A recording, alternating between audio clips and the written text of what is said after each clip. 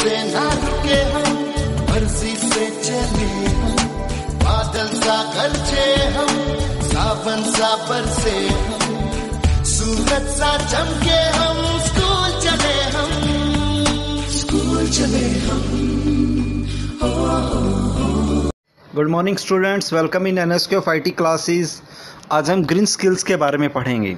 Green skill basically हमारी environment से regarding है कि व्हाट इज़ आवर इन्वायरमेंट। तो आज के दिन इन्वायरमेंट एक बहुत इंपॉर्टेंट कॉन्सेप्ट है।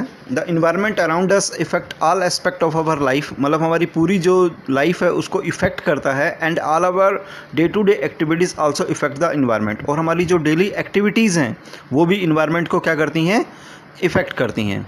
Those who lives in the cities get their food supply from surrounding village and in turn, मतलब जो लोग शहरों में रहते हैं उनका जो भोजन है वो डिपेंड किस पे रहते हैं, जो उनके चारों तरफ गांव होते हैं।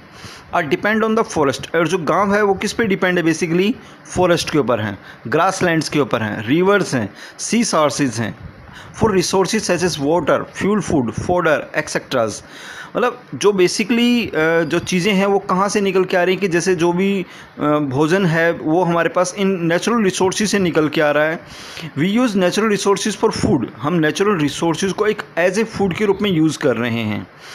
Everything around us from our environment and our life depend on the natural world around us. जो हमारी लाइफ है वो डिपेंड किस पे रहती है, हमारे इन्वायरमेंट के ऊपर डिपेंड है जहाँ पे हम रह रहे हैं। पिछले कुछ टाइम से over the year with economic development, मतलब अगर इकोनॉमिक डेवलपमेंट के लिए there has been increase in environment pollutions, तो क्या यूज़ किया गया, बेसिकली बहुत सारा इन्वायरमेंट पोल्यूटेड कर दिया गया है, पोल्यूशंस यूज़ हो गया है।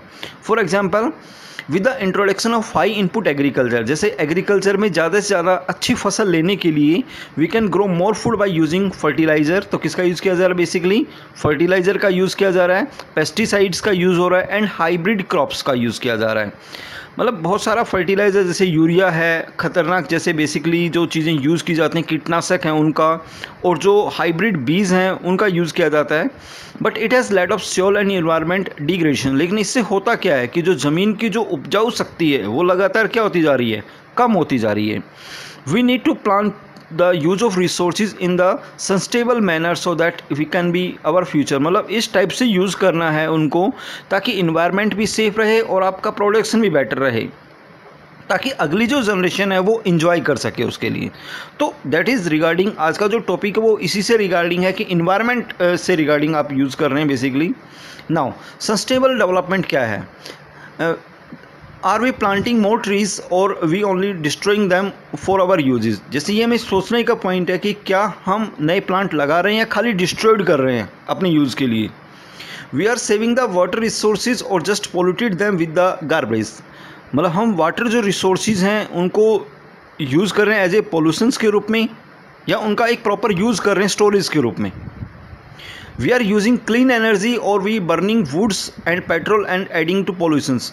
क्या हम एक क्लीन एनर्जी यूज़ कर रहे हैं या बर्न कर रहे हैं लकड़ियों को, पेट्रोल को, ताकि मतलब जिससे क्या जनरेट हो जाएगा, pollutions. Are we giving back to the nature so that our future generation may thrive, और we simply using the air, water, soil available without living anything for the future generation to come. मतलब जो आने वाली generations है वो basically उनको एक साफ़ हवा, पानी, ज़मीन, ये चीज़ें नहीं मिलने वाली हैं बेसिकली। तो उनके फ्यूचर जनरेशन्स के लिए हम क्या छोड़ के जा रहे हैं, दैट इज़ आल्सो भी important. If the answer of all these questions is yes, then we are only thinking about our immediate development and do not the long term development। अगर हम यही चीज़ें देखें बेसिकली, तो आज के दिन अगर हम इन चीज़ों का आंसर यस है तो इट मीन्स हम आज के टाइमिंग के बारे में सोच रहे हैं, आगे आने वाली जनरेशन्स के बारे में नहीं सोच रहे हैं। Now what is sustainable development?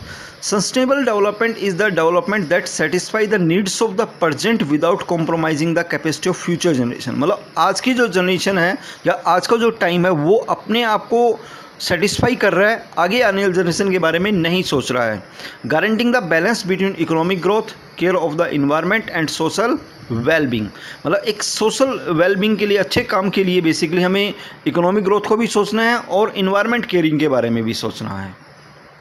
Now, importance of sustainable development. क्या importance है? First one, economic development is using by resources of the world so quick that our future generation, the young people of the world, मतलब जो अभी जो young लोग हैं basically all over world के ऊपर, would have serious environment problem. उनके पास उनके अंदर बहुत सारी एक जो वो फेस कर रहे हैं basically एक बहुत serious environment problem फेस कर रहे हैं, much worse that whose those that we are facing at present, मतलब जो आज के दिन हम बहुत सारी प्रॉब्लम्स फेस कर रहे हैं with increasing pollution and income, the consumption of goods in increasing day by day, जैसे जो डिमांड है वो लगातार बढ़ती जा रही है चीज़ों की.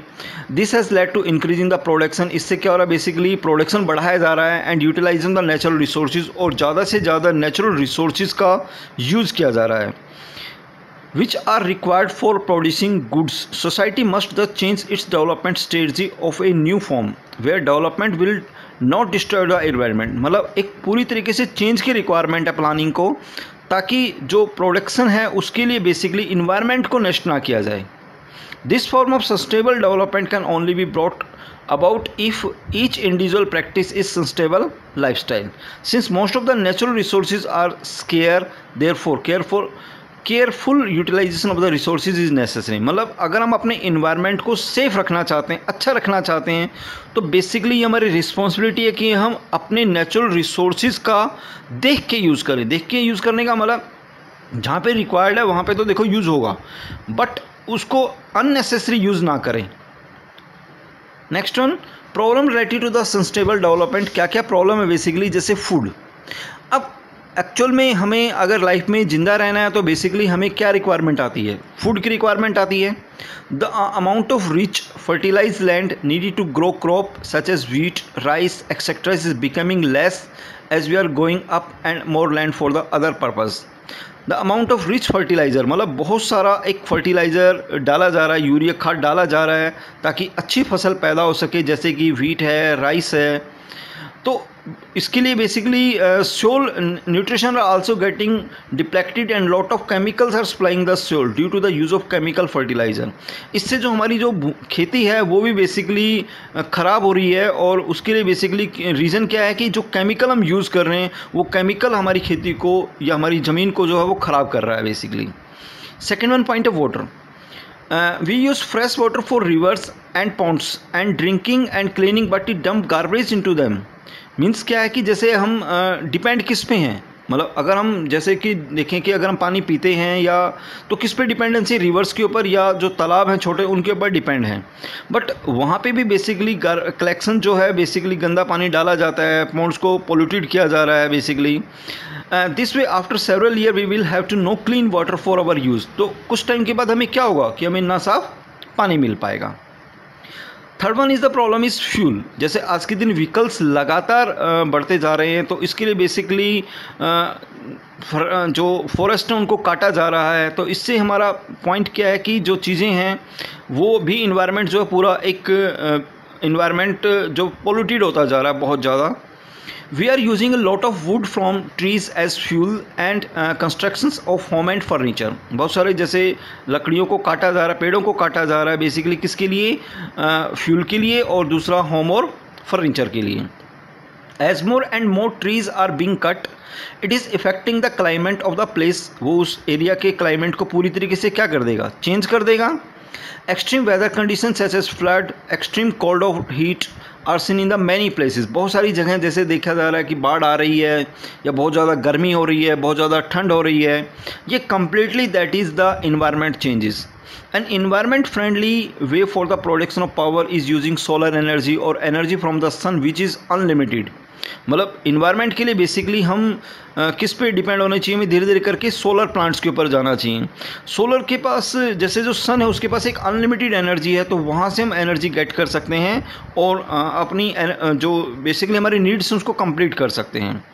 One more example of large scale production of solar power in seen in Charanka Gujarat solar park. मतलब ये एक न्यू एस्टेब्लाइज किया है जिसमें बेसिकली एक मेगा प्लांट है 600 मेगावाट का, जो बेसिकली कम्प्लीटली डिपेंड है सोलर एनर्जी के ऊपर. Now sustainable development include. Sustainable development में क्या क्या चीज़ शामिल की जाती हैं. First one, reducing excessive use of resources and enhancing resources conversation. Basically जो बहुत ज़्यादा जो रिसोर्सेज हैं जो एक्सेस मात्रा में यूज़ हो रही हैं उनको कम किया जाए। Second one, recycling and reuse of the wastage material. जो आपका वेस्टेज मटेरियल है उसको बेसिकली रिसाइकलिंग की बहुत ज़्यादा रिक्वायरमेंट है कि उसको बार बार यूज़ किया जा सके। Scientific management of the renewable resources specially bio resources. जो बायो रिसोर्सेज हैं उसका साइंटिफिकली वैज्ञानिक तरीके से उसका यूज़ किया जाए। प्लांटिंग मोर ट्रीज, और ज़्यादा पेड़ लगाए जाएं। Green grassy patch are tree to be interspersed between the constant building. मतलब जो बिल्डिंग है वहाँ पे ग्रीन एरिया को बढ़ाया जाए, ग्रीन पैचेस बनाए जाएं ताकि इन्वायरमेंट थोड़ा बेटर हो सके। Use more environment friendly material for bio degradable material. मतलब जो हम मटेरियल यूज़ कर रहे हैं बेसिकली वो एक इन्वायरमेंट फ्रेंडली मटेरियल यूज़ करें।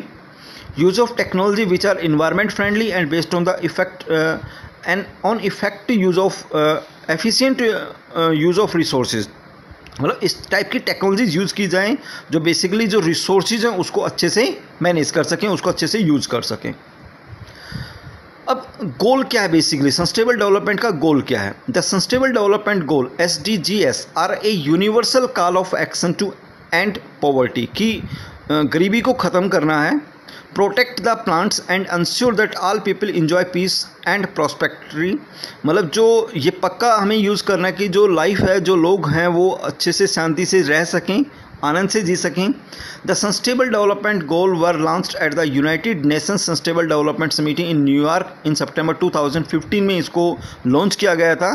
Forming the 2030 agenda for sustainable development, 2030 के एजेंडा को ध्यान में रखते हुए। It has get the target that the countries have to should work toward the achieve by 2030। मतलब 2030 के लिए जितने भी कंट्रीज हैं वो मिलकर के अपना एक टारगेट सेट किया हुआ है, उस पर काम करें। The 70s SDGs have been made with the aim of to take all the important issues facing the business, governments and societies. Some of these issues are poverty, gender equality, water uses, energy climate changes and biodiversity.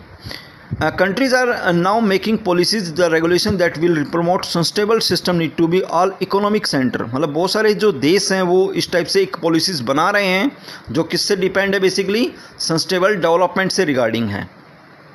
तो बहुत सारा काम किया जा रहा है basically कि आगे इन फ्यूचर जो नेक्स्ट जनरेशन है उसको भी ध्यान में रखा जा सके और उससे रिगार्डिंग काम किया जा सके।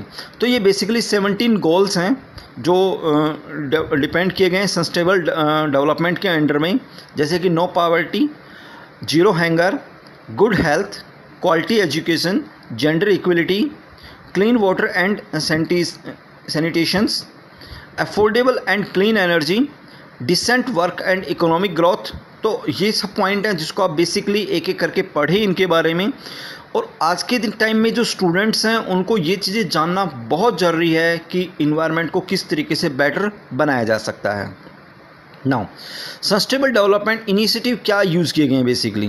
When plastic are banned by the municipal corporation of Mangalore and innovator and entrepreneur mister Avakash Hegde found the eco friendly alternatives.